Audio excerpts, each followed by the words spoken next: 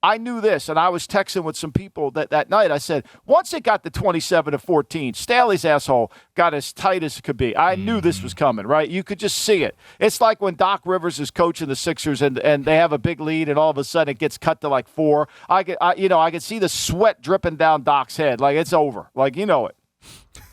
I tweeted, it was at 5:56 p.m., and I said, we're going to learn a lot about Trevor Lawrence tonight. True test of a dude is whether they keep firing or not after a horrendous start. There's a lot of ball game left. And that's what it felt like to me. I was like, this doesn't feel like the control thing that you talk about. The Chargers were never in control. Jacksonville just kept making the self-inflicted wounds. And then once that stopped, and then we saw Trevor Lawrence settle in, and I thought Doug honestly might have put a little bit too much on his plate early on. I was like, okay, Doug, I thought so too. This is his first playoff start. Like you mentioned, give him some easy throws, give him some layups, let him settle in, work his way into the game. But he was asking him to kind of like go from the beginning. And then I think Doug made the adjustment probably toward the end of the first half and then halftime, and then Lawrence started to settle down. I mean, get this, Michael. The first 7 drives of Lawrence Saturday night, 5 of 18, 35 yards, 4 interceptions. Last 5 drives, 23 of 29, 253, 4 touchdowns. Like once he settled in, he was really the guy that we all expected. I mean, I take my hat off to the kid. I mean, the kid, I thought his comment after the game was so goddamn good. He said, what choice did I have? What choice did I have but to battle through it, right? Well, I mean, I get that, Trevor. You're a competitor, but there's a lot of people, Kirk Cousins, who would have shriveled up. Like, there's a lot of people who would have shriveled up in that situation. Like, okay. Short of the sticks. I just think yeah, I mean, we'll get to that later, but I mean, I just I liked the kid even more when I heard him say that. I thought it was sensational, and if you're and to me, if you're the great Brandon Staley, who by the way on our network, there's some people on our network, just so you know this now, that think Staley is the greatest coach and he doesn't have a second. He does not have a second. Like there's nobody better than him. This was last year. There was nobody better than him. And Focus and all those analytical people think so too. If you're Staley, you got to say to yourself, we have to score in the second half. Like 27 ain't going to be enough. Like we're going to have to get this to 40. If we get to 40, we win.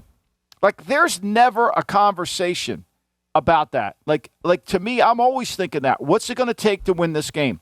I've always thought that my whole life watching games. Like we're going to have to get to 40 to win. Now this game, if it had got to 34, he wins or whatever. But like to me, if I were Staley at halftime, I would have said, okay, we got to get to 40 to win. This next drive, I would have gone to Lombardi and said, Joe, this next drive is the most important drive we have in the game. We got to put our 5 or 6 best plays together, and we got to get points. We got to be aggressive and get points.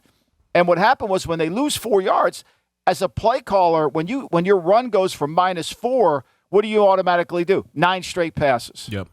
And here's why I know this. Again, this is why I think, as these guys search for head coaches, I think experience matters, okay? So there was a time when Sean Payton was a young head coach at New Orleans, when with Drew Brees, he had it so easy on 3rd and 4, throw Y stick. 3rd and 2, spacing. Run all the basic shit, and keep moving the sticks. And when he got into playoff time, he didn't have enough fucking juice in he didn't have enough power. And through a lot of Parcells counseling, I think Sean changed, and all of a sudden, he became tougher. He got tougher. And so Ingram with Kamara, I mean, they don't have their Ingram to Eckler. Like Eckler would be better if they had an Ingram. If they would have, why wouldn't they have taken taken Murray off of the practice squad and wherever he was? Like that's what they needed. They needed a big physical power back. No, I think that's a really good point there. Just the last point on the Jaguars resolve, and we've seen this throughout this regular season. Jacksonville trailed by 9+ points in each of their last 5 home games, and they won all 5. They were down 17 against the Raiders, down 9 against the Ravens, down 17 against the Cowboys, down 10 against the Titans, then down 27 against the Chargers, and they won every single one of those games, and that's why they're in this situation in the divisional round.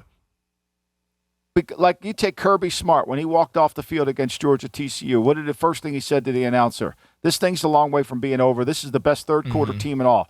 Like, do you think Staley realized what he was up against in the second half? No. Like with all that you just cited, do you think his team knew all that we had to play at another level? And then, by the way, your best players have to play best. Then he loses Carter. Now he's down another receiver. Mm-hmm. Now he's down another receiver. And it's the same thing. I felt like, to me, this is what we never get a conversation of, is who's in the lead and who's in control. I think the entire weekend, other than San Francisco in the second half, I don't think you could say either team was ever in complete control of the game. That's why we saw the crazy games that we saw. The Chargers, it wasn't just what Staley was doing as a coach, but there was also the undisciplined moments from Joey Bosa. He was back out there, and, I mean, the helmet toss that he had. Well, that was my favorite moment of the night. I saw your tweet about it. That was my favorite moment of the night. I mean, that was my fucking favorite moment of the night. I replayed that like 8 times. Like, I replayed that. Like, I got to see this again. Like, literally, he ran out there to pick up the kid's helmet, handed it to him, and he slammed it down. And people said, well, he just didn't want him to get a penalty. No. Like, okay, ask yourself this, Femi. What great coach, would Lombardi have picked up the helmet? Would Chuck Noll have picked up the helmet? Would Don No, Leadership 101. Like, you would have gone to him and said, like, hey, like, get after, like, calm him down. Yeah. I mean, that was my favorite moment. He picked up the helmet. Of course, nobody talked about it. I mean, look, I get it. Bosa was pissed off he was getting held. Now, I'll say this. Nobody's mentioned it, but I don't know what the fuck Bosa said to Sean Smith.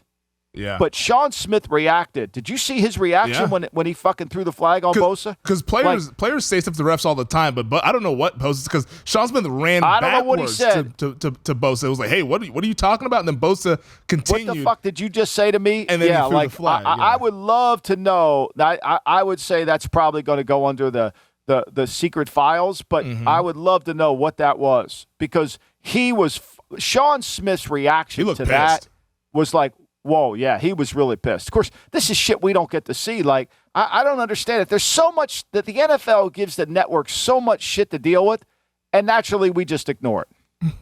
Maybe that'll be under the lost files, like you said, on NFL sounds or something like that. Somebody has a sound out there. But, yeah, the Chargers, I think the lack of running the football in that second half I thought was a glaring need, and also just how they collapsed. It was truly remarkable. Jaguars becoming the first team to win a playoff game with a -5 turnover margin. I mean, all these people that say it's, Staley and, Tony Dungy, I don't know why he's under pressure. Has anybody watched his defense for 2 fucking years? Has anybody watched his defense for He's supposed to be a defensive guru. He's supposed to be a defensive genius. He's supposed to be a timely play caller. Do you see timely play caller in this guy? No. Like seriously, like these mythologies that we create, that the media creates about people because they have a good year, or a good game. All it takes is a good game. The mythology sticks. Like, seriously, I think, to me, there should be, like, George Costanza should have been at the game, because Staley should see George Costanza and say, every instinct I have, I'm going to do the opposite. Because that's what he should do. He could enter his channel as George Costanza, because every decision he makes is the wrong one. Do you think he lost his job Saturday night, or do you think he returns next season? I mean, I don't know how the Spanos family can. First of all, LA's a tough market, as you know. Mm-hmm. I mean, it's not easy. I mean, do you think anybody's going to buy into? I know what Herbert said about him, but at some point, the worst thing an owner can be called is cheap. Yeah. And now everybody says they should go after Sean Payton, but Spanos is cheap. Yeah, no owner wants to be called cheap. I've heard that word a lot over the past 36 hours about him. No, and you can't tell me you're committed to winning and bringing him back. Like, you just can't tell me that. Like, it ain't going to get fixed. Now, I hear he wants to change offensive staff. I think he wants more say in personnel.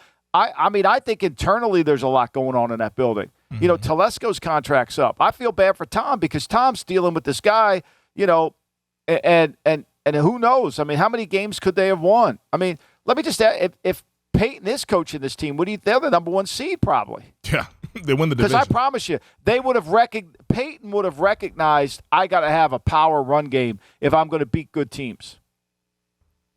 Yeah, I think they win the division if Sean Payton's the head coach. And imagine what that would do for Justin Herbert's development. As good as he is now, you give him a coach like Sean Payton, I mean, he's going to be right up there with the Burrows, the Mahomeses, and all those guys, and the Chargers could be serious contenders. But as of right now, they're just going to be kind of floundering around as a wild card team that has a disappointing exit this season. Thanks for watching the GM Shuffle with Michael Lombardi, and for more videos like this, make sure to subscribe to VSiN Live and the GM Shuffle podcast with Michael Lombardi, presented by DraftKings and VSiN, wherever you get your podcasts.